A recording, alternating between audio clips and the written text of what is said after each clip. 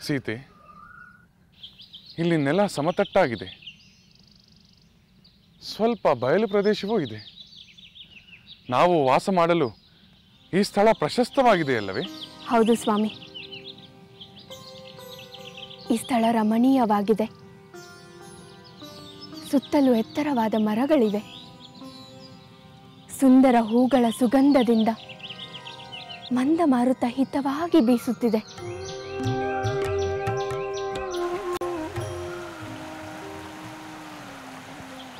ಹತ್ತಿರದಲ್ಲಿ ಎಲ್ಲೋ ನದಿಯ ಜುಳು ಜುಳು ನಾದ ಕೇಳಿ ಬರುತ್ತಿದೆ.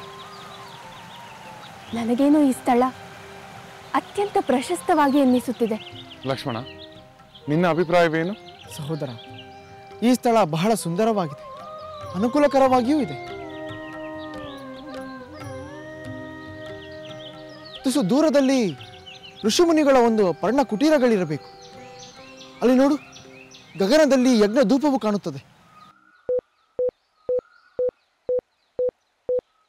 ಹೌದು ಲಕ್ಷ್ಮಣ, ನಿನ್ನ ಮಾತು ನಿಜ. ಹತ್ತಿರದಲ್ಲಿ ಮಂದಾಕಿನಿ ನದಿ ಪ್ರವಹಿಸುತ್ತಿದೆ. ಅದರ ತೀರದಲ್ಲಿ ಅನೇಕ ಋಷ್ಯಾಶ್ರಮಗಳಿವೆ.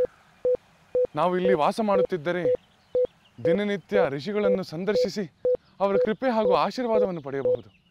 ಹೌದು ಲಕ್ಷ್ಮಣ, ಪರ್ಣ ಕುಟೀರವನ್ನು ಇಲ್ಲಿಯೇ ನಿರ್ಮಿಸುವುದು ಒಳ್ಳೆಯದು. ಹಾಗೆ ಆಗಲಿ ಸಹೋದರ.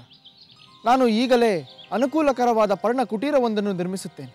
ಸೀತೆ, ಇನ್ನು ಮುಂದೆ ಅರಮನೆಯಲ್ಲಿದ್ದ ನಮಗೆ ಕಿರುಮನೆಯ ವಾಸದ ಅನುಭವವೂ ಆಗುತ್ತದೆ.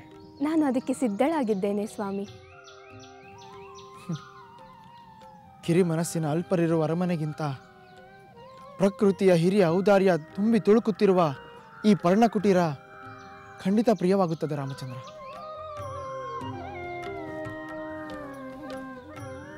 ಪಾಪ, ಅವನ ಮನಸ್ಸಿನಲ್ಲಿ ಇನ್ನೂ ಕಹಿ ಕರಗಲಿಲ್ಲ.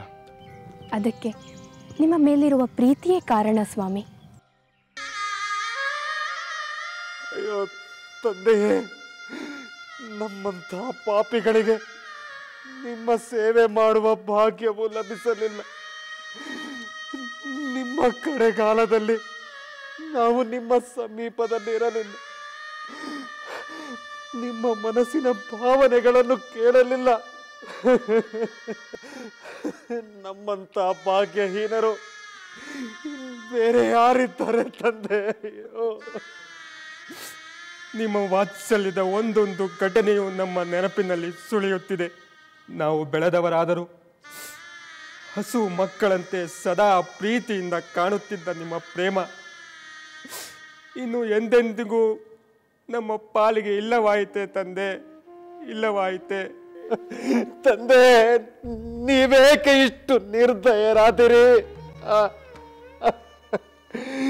ನಿಮಗೆ ನಿಮಗೆ ನಮ್ಮ ನೆನಪು ಬರಲಿಲ್ಲವೇ? ಎಲ್ಲ ಈ ಮೃತ್ಯುವೇ, ಮೃತ್ಯುವೇ,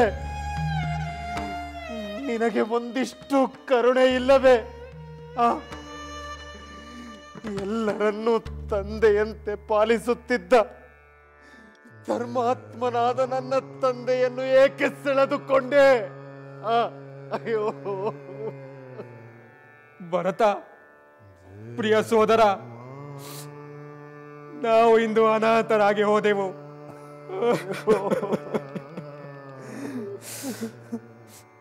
ದಶರಥ ಮಹಾರಾಜನನ್ನು ಕಳೆದುಕೊಂಡ ಈ ಕೋಸಲ ದೇಶವೇ ಅನಾಥವಾಗಿ ಹೋಯಿತು, ಅನಾಥವಾಗಿ ಹೋಯಿತು, ಅನಾಥವಾಗಿ ಬಿಟ್ಟಿದೆ.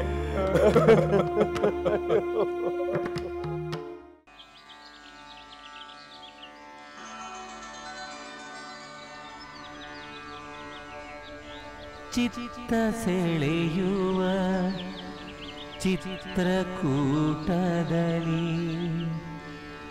ಸುತ್ತಮುತ್ತಲಿನ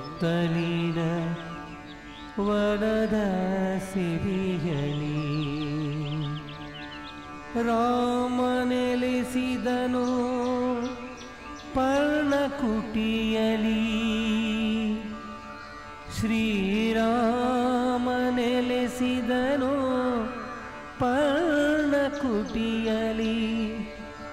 ಮುನಿಜನಂಗಳ ತಪದ ನೆಲೆಯಲಿ ರಾಮ ನೆಲೆಸಿದನು, ಶ್ರೀರಾಮ ನೆಲೆಸಿದನು.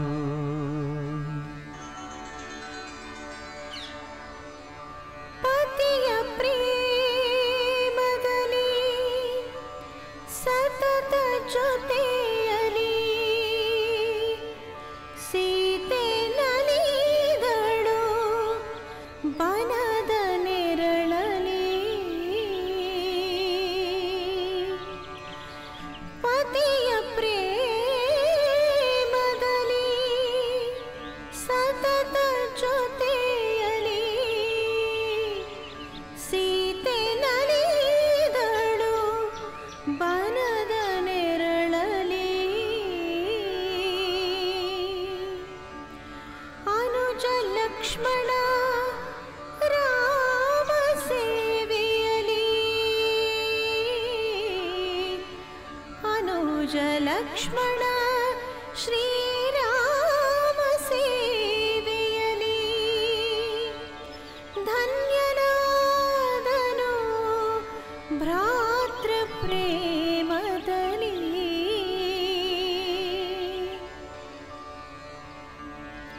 ಶ್ರೀರಾಮ ಸೇವೆಯಲಿ ಧನ್ಯನಾದನು ಭ್ರಾತೃ ಪ್ರೇಮದಲ್ಲಿ.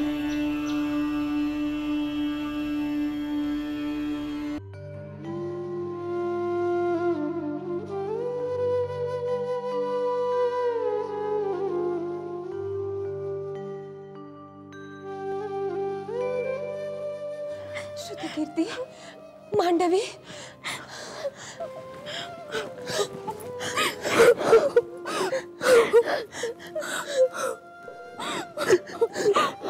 ಊರ್ಮಿಳೆ, ನಾವು ಕೇಕೆಯ ರಾಜ್ಯದಿಂದ ಎಷ್ಟೊಂದು ಸಂಭ್ರಮದಿಂದ ಹೊರಟೆವು.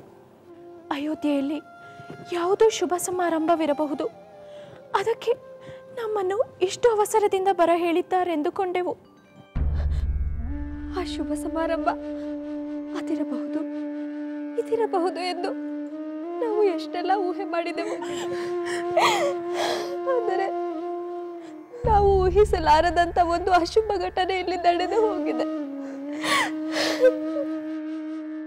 ಸಹೋದರಿಯರೇ, ಇಂಥ ಒಂದು ದುರಂತ ಅಯೋಧ್ಯೆಯಲ್ಲಿ ಸಂಭವಿಸಬಹುದೆಂದು ಯಾರು ತಾನೇ ಊಹೆ ಮಾಡಲು ಸಾಧ್ಯ? ಈಗಲೂ ಇದು ವಾಸ್ತವವೋ ದುಸ್ವಪ್ನವೋ ಎಂದು ಮನಸ್ಸಿನಲ್ಲಿ ಭ್ರಾಂತಿಯಾಗುತ್ತಿದೆ. ದಾರುಣವಾದ ಸಂಕಟ ಸರ್ವಶಾಂತಿಯನ್ನು ನುಂಗಿ ಹಾಕುತ್ತಿದೆ. ಊರ್ಮಿಳೆ, ನಾವು ಇಲ್ಲಿರಲಿಲ್ಲ, ನೀನು ಇಲ್ಲಿಯೇ ಇದ್ದು ಎಷ್ಟು ದುಃಖಪಟ್ಟೆಯೋ ಏನೋ. ಅದನ್ನು ಅಳತೆ ಮಾಡಲು ಸಾಧ್ಯವಿಲ್ಲ ಮಾಂಡವಿ. ಒಂದೇ ದಿನದಲ್ಲಿ ಸಂತೋಷದ ಶಿಖರದಿಂದ ದುಃಖದ ಪಾತಾಳಕ್ಕೆ ಬಿದ್ದಂತಾಯಿತು. ಒಂದೇ ದಿನದಲ್ಲೇ? ಹೌದು ಶ್ರುತಕೀರ್ತಿ. ಮಾತೆ, ನನ್ನ ತಂದೆಯವರು ಯಾವುದಾದರೂ ಶ್ರೇಯಸ್ಕರವಾದ ಯಜ್ಞವನ್ನು ಮಾಡುತ್ತಿರಬಹುದು, ಅಥವಾ ನನ್ನ ಪ್ರಿಯ ಸೋದರ ರಾಮಚಂದ್ರನಿಗೆ ಯುವರಾಜ್ಯಾಭಿಷೇಕವಿರಬಹುದು ಎಂದು ನಾವು ಸಂಭ್ರಮದಿಂದ ಬಂದೆವು. ಆದರೆ ಇಲ್ಲಿ ನಡೆದಿರುವುದನ್ನು ನೋಡಿದರೆ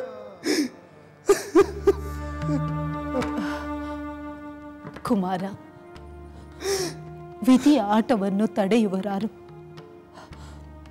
ಏನು ನಡೆಯಬೇಕೋ ಅದು ಯಾರನ್ನೂ ಕಾಯದೆ ನಡೆದು ಬಿಡುತ್ತದೆ. ನನ್ನ ಹೃದಯ ಒಡೆದು ಹೋಗಿದೆ ಮಾತೆ. ಸದಾ ಪ್ರಿಯವನ್ನೇ ಮಾಡುತ್ತಿದ್ದ ವಾತ್ಸಲ್ಯ ಮೂರ್ತಿಗಳಾದ ನನ್ನ ತಂದೆಯವರನ್ನು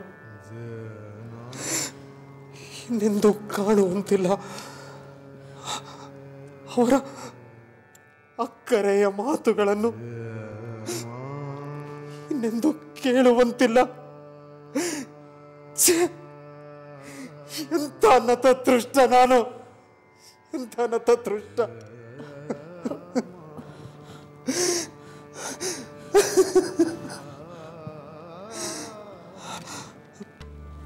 ಮಾತೆ, ನನ್ನ ತಂದೆಯವರು ಯಾವ ವ್ಯಾಧಿಯಿಂದ ಈ ರೀತಿ ಹಠಾತ್ತನೆ ಹರಣ ತೊರೆದರು? ಕುಮಾರ, ಅದು ಅದು ವ್ಯಾಧಿ ಅಲ್ಲ. ವ್ಯಾಧಿಯಲ್ಲವೇ ಅಥವಾ ಮನೋರೋಗವೇ? ಅವರಿಗೆ ಸಾವನ್ನೇ ತರುವಂತ ಮನೋವ್ಯತೆ ಏನಿತ್ತು ಮಾತೆ? ರಾಮ ಸೀತೆಯರ ಯುವರಾಜ್ಯಾಭಿಷೇಕ ನಿರ್ಧಾರವಾದ ಹಿಂದಿನ ದಿನ ನಾವೆಲ್ಲ ಎಷ್ಟು ಸಂತೋಷದಿಂದಿದ್ದೆವು. ಎಷ್ಟು ಪೂಜೆಗಳು, ಎಷ್ಟು ಚರ್ಚೆಗಳು, ಎಷ್ಟು ಸಂಭ್ರಮ ಸಡಗರ. ನನ್ನ ಸಹೋದರಿ ಸೀತೆಯನ್ನು ನಾನೇ ನನ್ನ ಕೈಯಾರೆ ಎಷ್ಟೆಲ್ಲ ಅಲಂಕಾರ ಮಾಡಿದೆನು. ಆ ಸಂದರ್ಭದಲ್ಲಿ ನೀವಿಬ್ಬರೂ ಇಲ್ಲವೆಂದು ಸಹೋದರಿ ಸೀತೆ ಎಷ್ಟು ನೆನಪು ಮಾಡಿಕೊಂಡಳು ಗೊತ್ತೇ? ಅಯ್ಯೋ ದುರ್ವಿಧಿಯೇ, ನಮ್ಮ ಪ್ರೀತಿಯ ಸಹೋದರಿ ಸೀತೆಯನ್ನು 14 ವರ್ಷಗಳ ಕಾಲ ಕಾಣಲಾಗುವುದಿಲ್ಲವೆಲ್ಲ. ನಾನು ಇಲ್ಲಿದ್ದರೆ ಸಹೋದರಿಯನ್ನು ವನವಾಸಕ್ಕೆ ಹೋಗದಂತೆ ತಡೆಯಬಹುದಿತ್ತು, ಅಥವಾ ನಾವೆಲ್ಲರೂ ವನವಾಸಕ್ಕೆ ಹೋಗಬಹುದಿತ್ತು. ನಾನು ಇಲ್ಲಿಯೇ ಇದ್ದರು ನನಗೆ ಆ ಭಾಗ್ಯ ಸಿಗಲಿಲ್ಲ. ನನ್ನ ಪತಿ ತಮ್ಮ ಸಹೋದರರನ್ನು ಹಿಂಬಾಲಿಸಿ ಹೋದರು. ನನ್ನ ಸಹೋದರಿ ಜೊತೆಯಾಗಲಿ ನನ್ನ ಪತಿಯ ಜೊತೆಯಾಗಲಿ ಹೋಗುವ ಭಾಗ್ಯ ಸಿಗಲೇ ಇಲ್ಲ. ನನ್ನ ದೌರ್ಭಾಗ್ಯವನ್ನು ನೆನೆಯುತ್ತಾ ಒಬ್ಬಳೇ ದುಃಖಿಸುತ್ತಿದ್ದೇನೆ. ನೀನು ಲಕ್ಷ್ಮಣನನ್ನು ಕೇಳಲಿಲ್ಲವೇ? ನಾನು ಕೇಳುವ ಮೊದಲೇ ನನ್ನ ಪತಿ ನನಗೆ ನನ್ನ ಮಾತಾಮಯ್ಯವರ ಯೋಗಕ್ಷೇಮದ ಹೊಣೆಯನ್ನು ಹೊರಿಸಿದರು. ಪುತ್ರ ವಿಯೋಗದಿಂದ ದುಃಖಿಸುತ್ತಿರುವ ಮಾತಾಮಯ್ಯವರ ಮುಂದೆ ನನ್ನ ದುಃಖವನ್ನು ತೋರಿಸಿ ಅವರ ದುಃಖವನ್ನು ಹೆಚ್ಚು ಮಾಡಲಾರೆ. ಅದಕ್ಕೆ ನನ್ನ ನೋವನ್ನು ನಾನೇ ನುಂಗುತ್ತಿದ್ದೇನೆ. ಊರ್ಮಿಳೆ, ನಿನ್ನ ದುಃಖ ಎಲ್ಲರ ದುಃಖಕ್ಕಿಂತ ದೊಡ್ಡದು. ಎಲ್ಲ ಸಂಕಟವನ್ನು ಸಹಿಸಿಕೊಂಡು ಮಾತಮ್ಮಯ್ಯರ ಯೋಗಕ್ಷೇಮವನ್ನು ಚಿಂತಿಸುತ್ತಿರುವೆಯಲ್ಲ. ನಮಗೆ ನಮ್ಮ ಪತಿಯಾದರೂ ನಮ್ಮೊಡನೆ ಇದ್ದಾರೆ, ಆದರೆ ನೀನು 14 ವರ್ಷ ಒಂಟಿಯಾಗಿ ಹೇಗೆ ಕಾಲ ಕಳೆಯುವೆ?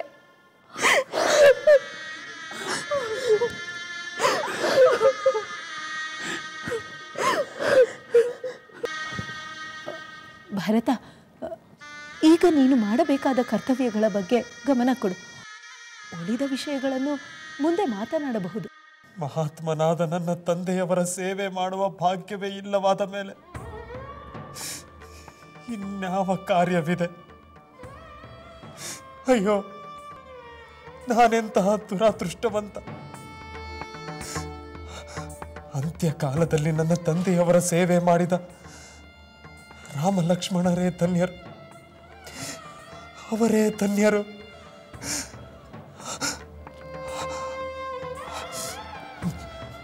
ಮಾತೆ, ಏಕೋ ನನ್ನ ತಂದೆಯವರು ಮೃತಪಟ್ಟಿದ್ದಾರೆ ಎಂಬುದನ್ನು ನಾನು ನಂಬುವುದಕ್ಕೆ ಆಗುತ್ತಿಲ್ಲ. ಅವರು ಇಲ್ಲೇ ಎಲ್ಲೋ ಇರಬಹುದು. ಬಹುಶಃ ನಾನು ಬಂದಿರುವ ವಿಷಯ ಅವರಿಗೆ ತಿಳಿಯದು. ತಿಳಿದಿದ್ದರೆ ಅವರು ಓಡಿ ಬಂದು ನನ್ನನ್ನು ಬಾಚಿ ತಬ್ಬಿಕೊಳ್ಳುತ್ತಿದ್ದರು.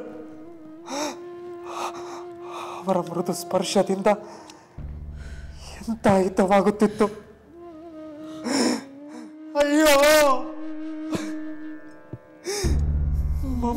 ಪ್ರೀತಿಯಿಂದ ನನ್ನ ಮೈ ಸವರುತ್ತಿದ್ದ ಆ ಪ್ರೀತಿಯ ಕೈಗಳೆಲ್ಲಿ? ಕುಮಾರ, ಈ ಭ್ರಾಂತಿಯನ್ನು ಬಿಡು, ಸಮಾಧಾನ ಮಾಡಿಕೊ. ಎಷ್ಟು ದುಃಖಿಸಿದರೂ ಪ್ರಯೋಜನವಿಲ್ಲ. ಮರಣದ ಮನೆಗೆ ಹೋದವರು ಮರಳಿ ಬಾಳಿಗೆ ಬರಲಾರರು. ಮಾತೆ, ನನ್ನ ತಂದೆಯವರು ಇಷ್ಟು ಬೇಗ ಮರಣ ಹೊಂದಲು ಅಪರಾಧವಾದರೂ ಏನು ಮಾಡಿದ್ದರು? ನಾವು ಊರಿಗೆ ಹೊರಟಾಗ ಆರೋಗ್ಯ ದೃಢಕಾಯರಾಗಿದ್ದ ಅವರು ಈ ರೀತಿ ಮರಣ ಹೊಂದಲು ಕಾರಣವಾದರೂ ಏನು? ಕುಮಾರ, ಎಲ್ಲವನ್ನೂ ನಿಧಾನವಾಗಿ ತಿಳಿದುಕೊಳ್ಳುವಿಯಂತೆ. ಈಗ ಆಗಬೇಕಾದ ಕರ್ತವ್ಯಗಳನ್ನು ಗಮನಿಸು.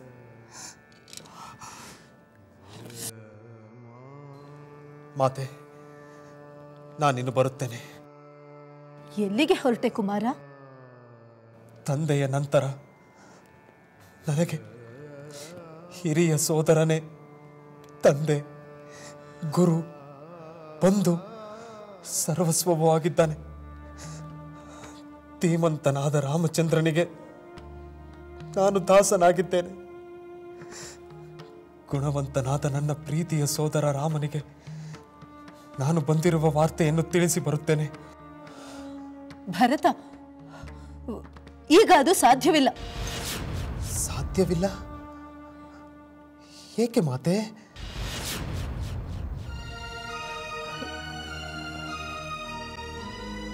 ನಿಮ್ಮ ತಂದೆ ಮರಣಿಸುವ ಮುನ್ನ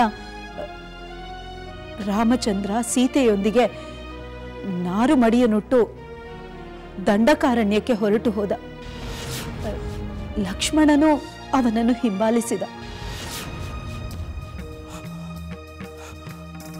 ಏನು?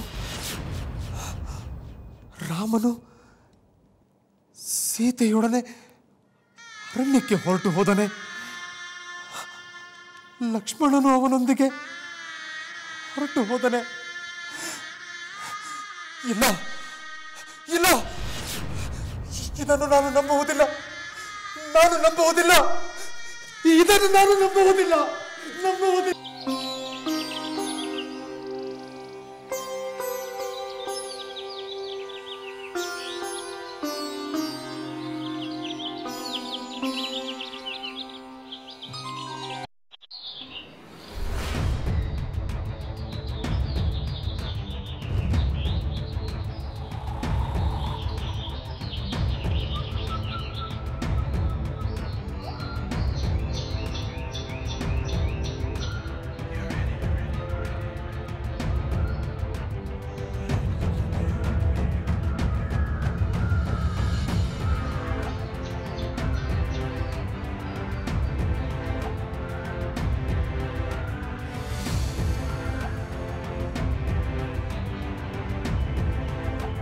ಸ್ವಾಮಿ, ಈ ದಿನ ನಿಮಗೆ ಈ ನಿಸರ್ಗ ವಿಶೇಷವಾಗಿ ಕಾಣುತ್ತಿರುವಂತಿದೆ. ಹೌದು ದೇವಿ, ಖಂಡಿತವಾಗಿಯೂ ಇದು ವಿಶೇಷವೇ. ಸೃಷ್ಟಿ ದೇವಿ ಸೌಂದರ್ಯವನ್ನು ಬೊಗಸೆ ಚೆಲ್ಲುವಂತೆ ಭಾಸವಾಗುತ್ತಿದೆ. ಈ ರಮಣೀಯವಾದ ಪ್ರಕೃತಿಯ ಮಡಿಲಿನಲ್ಲಿ ಅಯೋಧ್ಯೆಯನ್ನು ಬಿಟ್ಟು ಬಂದ ದುಃಖವಾಗಲಿ, ಸ್ವಜನರನ್ನು ಬಿಟ್ಟು ಬಂದ ಬೇಸರವಾಗಲಿ ಯಾವುದು ನನ್ನ ಮನಸ್ಸನ್ನು ಬಾಧಿಸುತ್ತಿಲ್ಲ. ನಿಜ ಸಹೋದರ, ಈ ಸಹಜ ಸೊಬಗಿನ ಪ್ರಕೃತಿಗೆ ಎಲ್ಲ ನೋವುಗಳನ್ನು ಪರಿಹರಿಸುವ ಶಕ್ತಿ ಇದೆ. ನಿಮ್ಮ ಬೇಸರವನ್ನು ಕಳೆದ ಈ ನಿಸರ್ಗ ದೇವತೆಗೆ ನಾನು ನಮಸ್ಕರಿಸುತ್ತೇನೆ.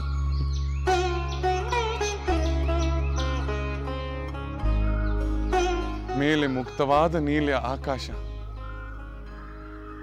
ಕೆಳಗೆ ವಿಶಾಲವಾಗಿ ಹರಡಿಕೊಂಡಿರುವ ಹಸಿರು.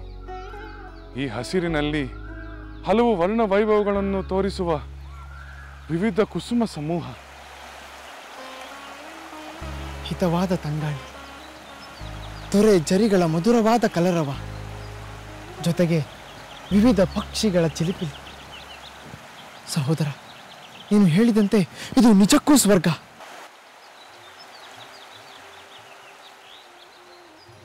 ಸ್ಥಳ ಎಷ್ಟು ಸುಂದರವಾಗಿದೆ. ಸ್ವಲ್ಪ ಕಾಲ ಇಲ್ಲೇ ಕಳೆದು ಹೋಗಬಹುದಲ್ಲವೇ? ಅಗತ್ಯವಾಗಿದ್ದೇವೆ. ಈ ಚಲುವನ್ನು ಆಸ್ವಾದಿಸುತ್ತಾ ನಾವು ಸ್ವಲ್ಪ ಕಾಲ ಇಲ್ಲಿಯೇ ಇರೋಣ. ಅಲ್ಲಿ ಆ ಬಂಡೆಯ ಮೇಲೆ ನಾವು ಸ್ವಲ್ಪ ಕಾಲ ವಿಶ್ರಮಿಸಿಕೊಳ್ಳೋಣ.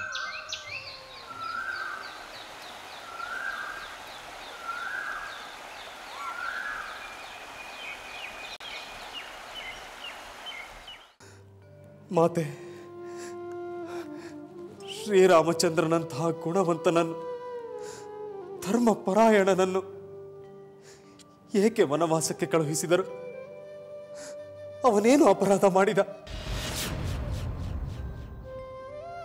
ಅನ್ಯರ ಸ್ವತ್ತನ್ನು ಅಪಹರಿಸಿದನೆ?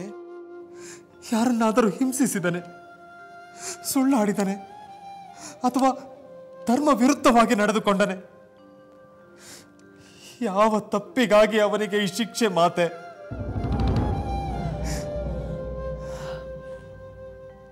ರಾಮಚಂದ್ರ ಅಂತಹ ಯಾವ ತಪ್ಪನ್ನು ಮಾಡಿಲ್ಲ. ರಾಮಚಂದ್ರನು ಪರಸ್ತ್ರೀಯರನ್ನೇನಾದರೂ ಹಿಂಸಿಸಿದನೆ? ಇಲ್ಲ ಭರತ, ಇಲ್ಲ. ರಾಮಚಂದ್ರ ಯಾವ ಅಪರಾಧವನ್ನು ಮಾಡಿದವನಲ್ಲ. ಅವನು ಯಾರನ್ನು ಹಿಂಸಿಸಲಿಲ್ಲ, ಯಾರ ಸ್ವತ್ತನ್ನು ಅಪಹರಿಸಲಿಲ್ಲ. ಅವನು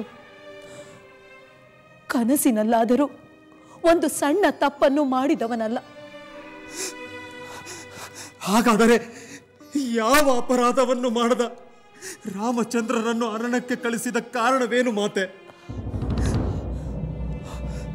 ಹೇಳಿ ಮಾತೆ, ಹೇಳಿ. ರಾಮಚಂದ್ರನನ್ನು ವನವಾಸಕ್ಕೆ ಕಳುಹಿಸಿದ ಕಾರಣವೇನು? ಹೇಳಿ ಮಾತೆ.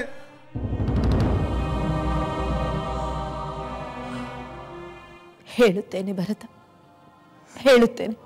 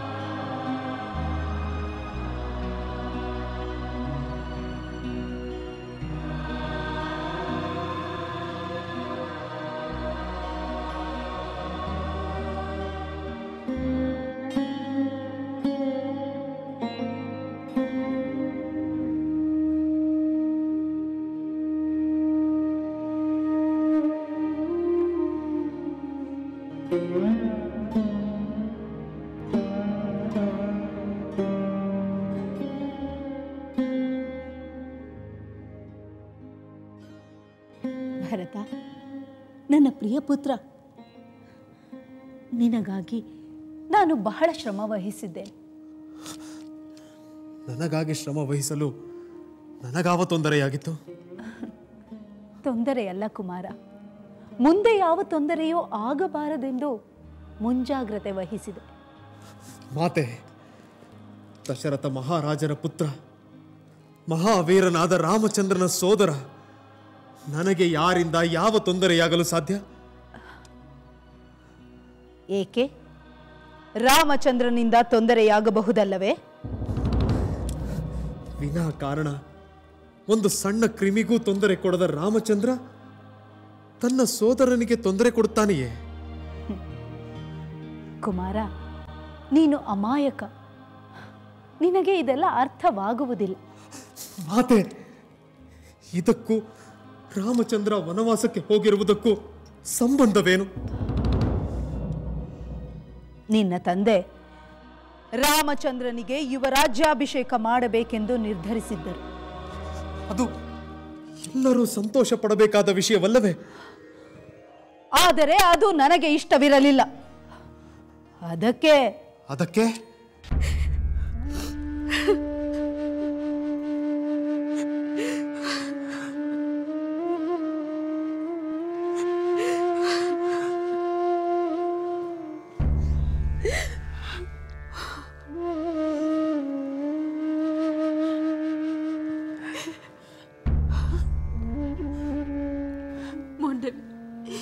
ಶ್ರುತಿಕೀರ್ತಿ ಇಡೀ ಅಯೋಧ್ಯೆ ಅಳುವಿನಲ್ಲಿ ಮುಳುಗಿರುವಾಗ ನೀವು ಅಳಬೇಡಿ ಎಂದು ನಾನು ಹೇಗೆ ಹೇಳಲಿ? ಎಷ್ಟು ಸಂತೋಷದಿಂದ ಕೇಕೆಯ ದೇಶಕ್ಕೆ ಹೋದಿರಿ. ರಾಮಚಂದ್ರನ ಪಟ್ಟಾಭಿಷೇಕದ ಶುಭ ಮುಹೂರ್ತಕ್ಕೆ ಬರಬೇಕಾದ ನೀವು ಈ ಅಶುಭ ಗಳಿಗೆಯಲ್ಲಿ ಬಂದು ದುಃಖ ಪಡುವಂತಾಯಿತು. ನಾವು ಅಲ್ಲಿಂದ ಹೊರಟಾಗ ಶುಭ ಸಮಾಚಾರವೆಂದೇ ತಿಳಿದಿದ್ದೆವು. ಆದರೆ ಇಲ್ಲಿ ಬಂದರೆ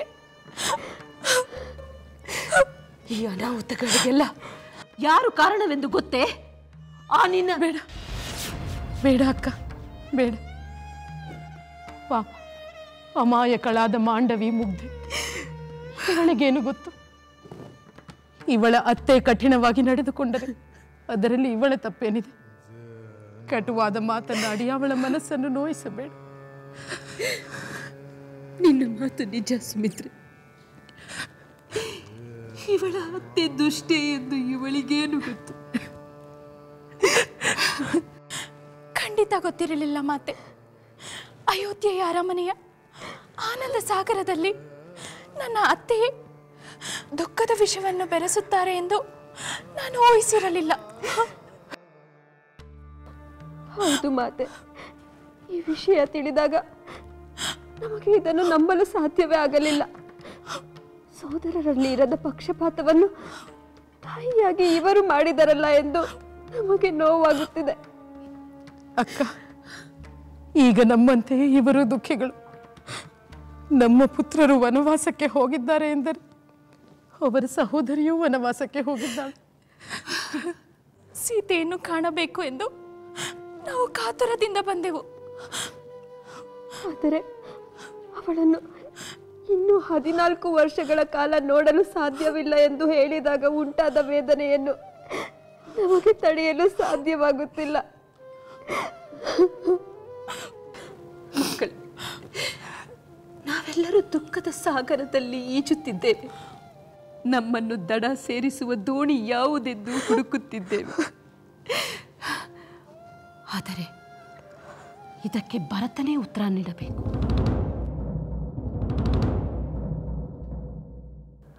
ಏನು ಮಾತೆ? ಹೌದು, ಭರತ ಬಂದ ಮೇಲೆ ನಾನು ಅವನ ಬಳಿ ಮಾತನಾಡುತ್ತೇನೆ. ನಂತರ ನಿಮಗೆ ವಿಷಯವನ್ನು ತಿಳಿಸುತ್ತೇನೆ. ಅಲ್ಲಿಯವರೆಗೂ ನೀವು ಸ್ವಲ್ಪ ವಿಶ್ರಾಂತಿಯನ್ನು ಪಡೆದುಕೊಳ್ಳಿ.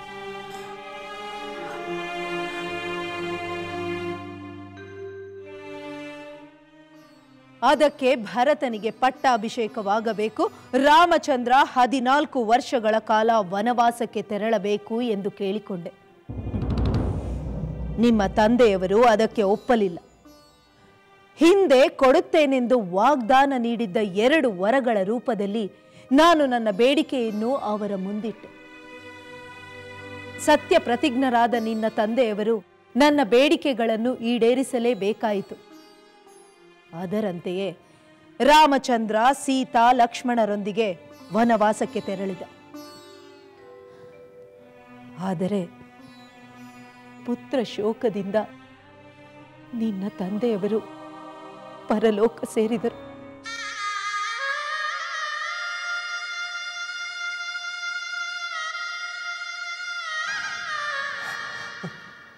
ಪುತ್ರ ಶೋಕದಿಂದ ನನ್ನ ತಂದೆಯ ಮರಣ, ಪುತ್ರ ಶೋಕದಿಂದ ನನ್ನ ತಂದೆಯ ಮರಣ. ಕುಮಾರ, ನೀನು ಧರ್ಮಜ್ಞ, ನಿನ್ನ ಕರ್ತವ್ಯವೇನೆಂದು ಅರಿತವನು. ನೀನು ರಾಜನಾಗಬೇಕೆಂದು ನಾನು ಇಷ್ಟೆಲ್ಲ ಮಾಡಿದೆ. ಶೋಕವನ್ನು ಬಿಡು ಕುಮಾರ, ಧೈರ್ಯವನ್ನು ಅವಲಂಬಿಸು. ಇಂದು ಅಯೋಧ್ಯ ನಗರವೇ ನಿನ್ನ ಅಧೀನವಾಗಿದೆ. ಕುಮಾರ, ನೀನು ಕುಲಗುರು ವಶಿಷ್ಠರನ್ನು ಕಂಡು ನಿಮ್ಮ ತಂದೆಯ ಸಂಸ್ಕಾರ ಕಾರ್ಯವನ್ನು ಮುಗಿಸು. ಅನಂತರ ಕೋಸಲ ಸಾಮ್ರಾಟನಾಗಿ ಪಟ್ಟಾಭಿಷಿಕ್ತನಾಗು. ಸಾಕು! ನಾನು ಸಾಮ್ರಾಟನಾಗಬೇಕೆ?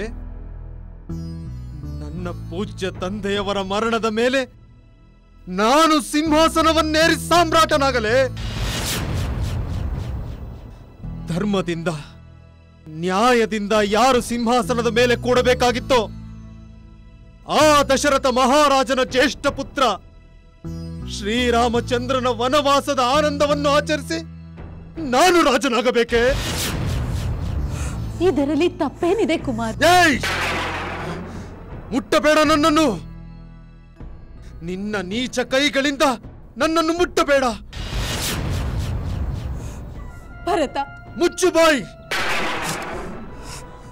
ಇನ್ನೆಂದೋ ನಿನ್ನ ಬಾಯಿಂದ ನನ್ನ ಹೆಸರು ಬರಬಾರದು. ನಾನು ನಿನ್ನ ಮಾತೆ ಕುಮಾರ. ಮಾತೆ? ಛೀ!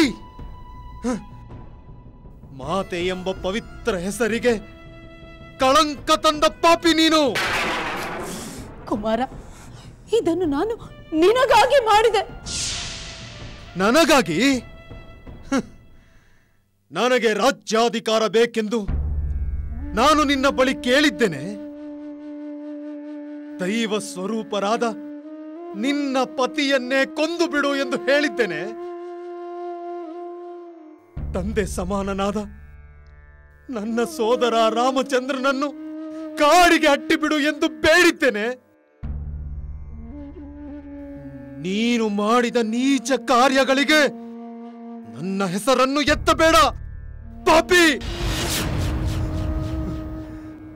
ನನ್ನ ತಂದೆಯವರನ್ನು ಪ್ರೇತವಾಗಿಸಿದೆ. ನನ್ನ ಸೋದರನನ್ನು ತಾಪಸನನ್ನಾಗಿ ಮಾಡಿದೆ. ಪವಿತ್ರವಾದ ನಮ್ಮ ಕುಲದ ವಿನಾಶ ಮಾಡಲೆಂದೇ ಕಾಳ ರಾತ್ರಿಯಂತೆ ನೀನು ನಮ್ಮ ಅರಮನೆಗೆ ಬಂದೆ. ಪಾಪ, ನಿಜ ಅರಿಯದ ನನ್ನ ತಂದೆ ನಿನ್ನಂತಹ ವಿಷಕನ್ಯೆಯನ್ನು ಪ್ರೀತಿಯಿಂದ ಆಲಂಗಿಸಿದರು.